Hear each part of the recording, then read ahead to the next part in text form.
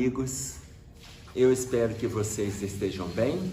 Nós estamos gravando a respeito de alguns aspectos dentro da doutrina que vai ampliar o nosso campo de entendimento para que nós busquemos a facilitação no campo da ação. E aí, este vídeo eu gostaria de fazer uma pergunta para vocês. Pergunta essa que a gente costuma escutar de algumas pessoas, para aqueles que não sabem, ou são aqueles que escutam a gente falar isto ou aquilo usando determinados termos da doutrina espírita, e aí a pessoa faz a seguinte pergunta: você é espírita? Então, quando a pessoa te fizer essa pergunta, ou como já aconteceu várias vezes de alguém já ter feito, e aí eu fico com esta questão na cabeça que eu gostaria de discutir isto com vocês. Por quê? Nós temos posturas diferentes diante dessa pergunta. Aqueles que já têm o espiritismo consolidado, e eu estou dizendo o estudo, a frequência e o trabalho consolidado, então ele vai responder: sim, sou. Mas veja, e aí vem as respostas que eu vejo as pessoas darem. Quando perguntar, você é espírita? Aí a pessoa pensa assim, bom, eu estou tentando. Gente, deixa eu falar com vocês, não existe tentativa de ser espírita. Ou a pessoa é, ou a pessoa não é.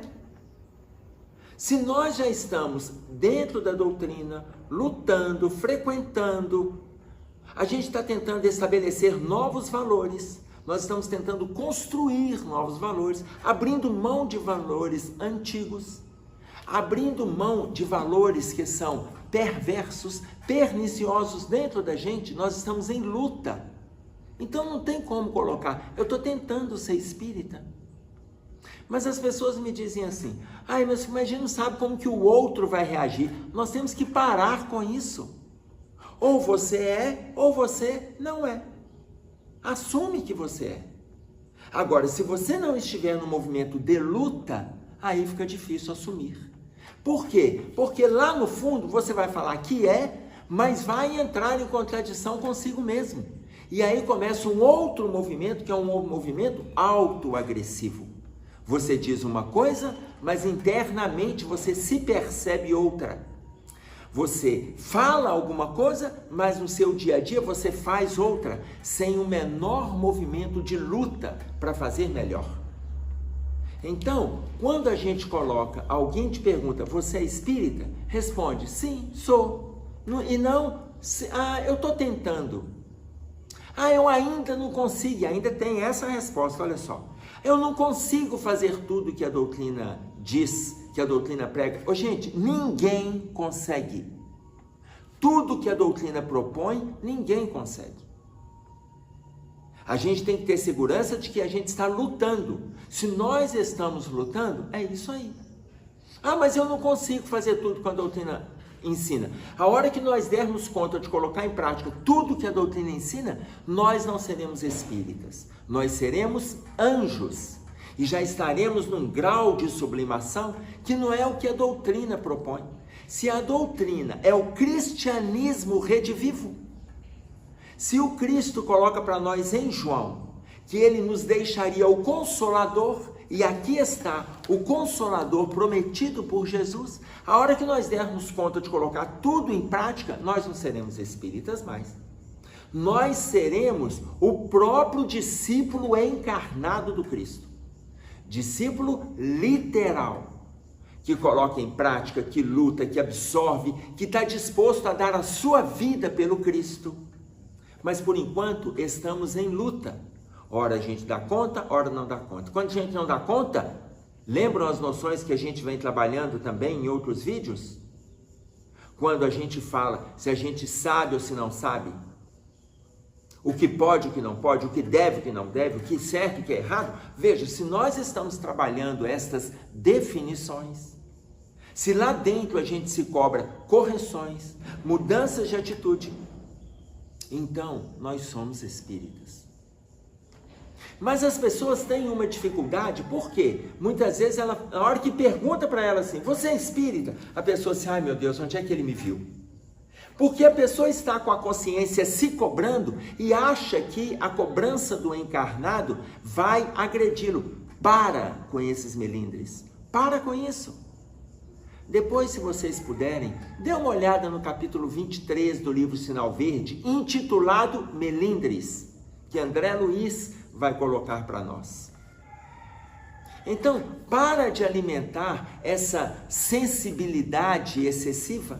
Nada lhe pode ser dito, nada pode ser conversado. Se a pessoa te disser, você é espírita, você fala, sou. É mesmo? Sabe por quê? Eu te vi outro dia. Não tem problema ele te ver, gente, fazendo isto ou aquilo. Por quê? Porque muito anterior a uma colocação desta ou daquela pessoa, você já está se cobrando.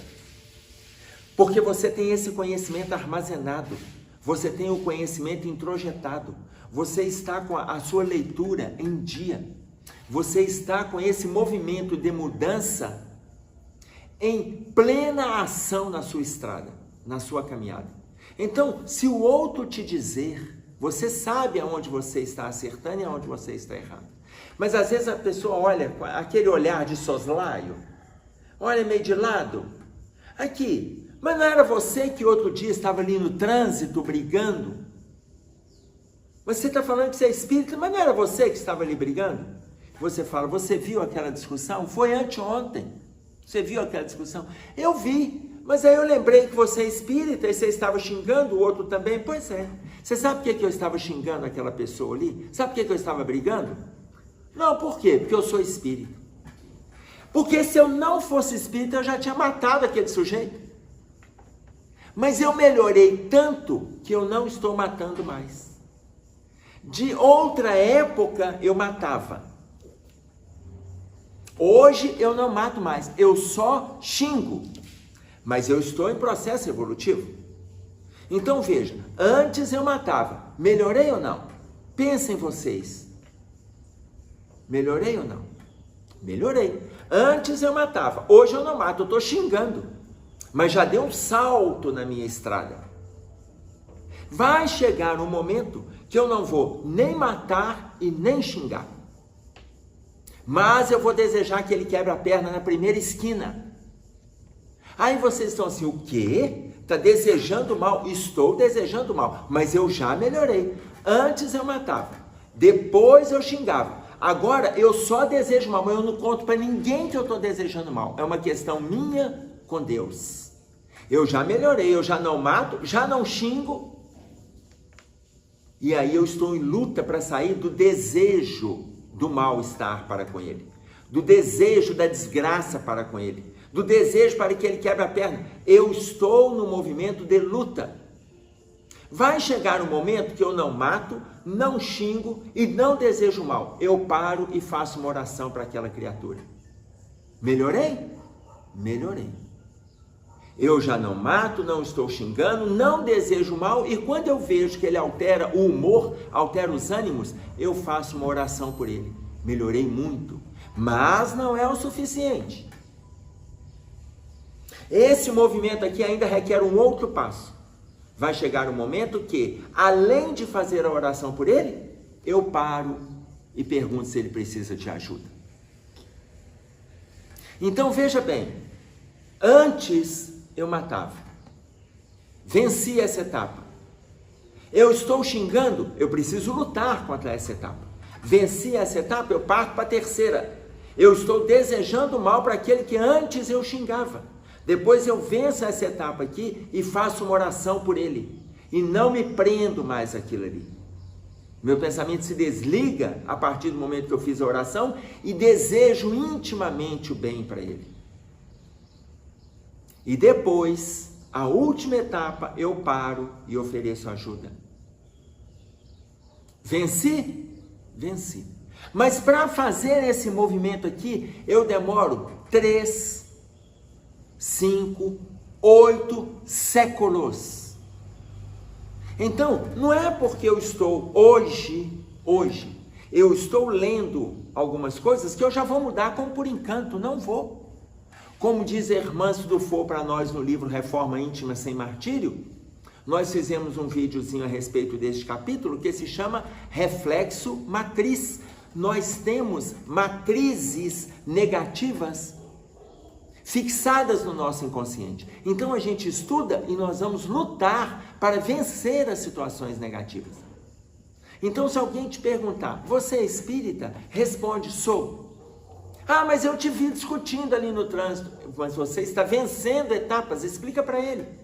Antes você matava, hoje você não mata mais, você só xinga, você só discute. Mas vai chegar uma hora que você não vai nem xingar e nem matar. Você vai ter pensamento negativo direcionado para o outro, mas vai chegar uma hora que você vai eliminar esses três e você vai fazer a oração. Vai chegar uma hora que você elimina os três e além de fazer a oração, você oferece ajuda. Ou seja, no capítulo 17 do livro Evangelho segundo o Espiritismo, o capítulo se chama Sede Perfeitos. No item 4, ele vai falar para nós sobre os bons espíritas. E o que ele vai dizer? Reconhece-se o verdadeiro espírita pela sua transformação moral. É você quem vai se avaliar. E pelos esforços que faz para dominar as más inclinações.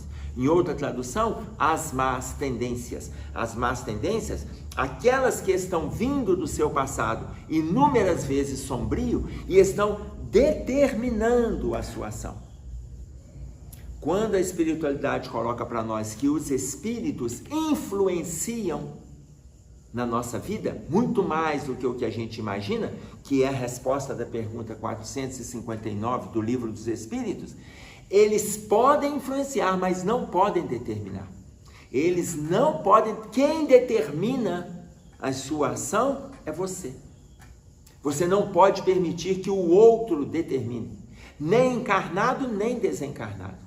Então reconhece-se o verdadeiro espírita pelos esforços que ele faz para domar as más tendências, para domar as más inclinações. Reconhece-se literalmente. Reconhece-se o verdadeiro espírita pela sua transformação moral. Se no seu dia a dia você está fazendo movimentos de autotransformação, você está em luta, acredita na reencarnação, acredita na imortalidade da alma, acredita no plano dos espíritos, você é o verdadeiro espírita e está fazendo um movimento de transformação moral. E está se esforçando para domar as más inclinações. Então alguém te perguntou, você é espírita? Responde com lucidez, sou. Responde com segurança, sou. Ah, mas outro dia eu te vi. Não contesta aquele que te vê neste ou naquele caminho, fazendo uma trajetória errônea. Porque se você está fazendo uma trajetória errônea hoje, com toda a bagagem que você tem, lá internamente, lá no seu estado íntimo, você sabe que está errado. Faça o melhor que você puder, aonde você estiver, pois este é o passo para nós dominarmos as más inclinações. Então, nós somos espíritas, espíritas verdadeiros, que estamos lutando e transformando, lutando e transformando. E se nesse intervalo da luta e da transformação descobrimos o erro, a gente se posiciona diante do nosso estado íntimo, diante da divindade e façamos movimentos de correção, movimentos de autoajuda. Isso vai nos colocar como o verdadeiro espírita. Ou, como coloca o livro Evangelho segundo o Espiritismo para nós, o bom espírita. Façamos o melhor que a gente puder, aonde a gente estiver, com a consciência tranquila de que a luta é para todos e continua individualmente na estrada que a gente se propôs. Um abraço a todos e até breve.